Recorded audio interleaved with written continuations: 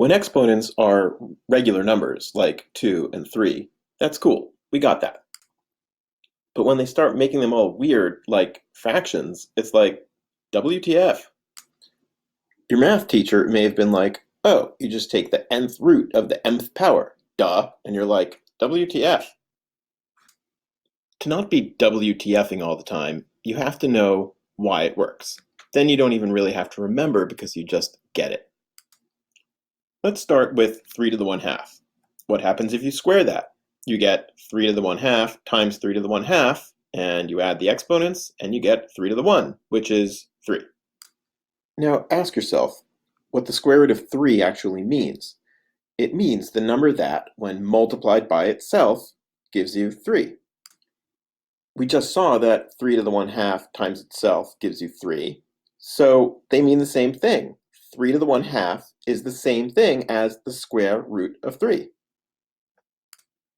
And if you have 3 to the 1/3 and you cube it, you get to 3, because 1/3 plus 1/3 plus 1/3 is 1.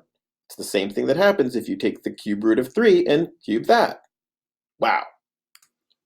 If we put this in general terms, then x to the 1 over n done n times will give you x, just like x to the nth root done n times will give you x. Just a little bit of rearrangement shows us that x to the 1 over n equals the nth root of x. Voila!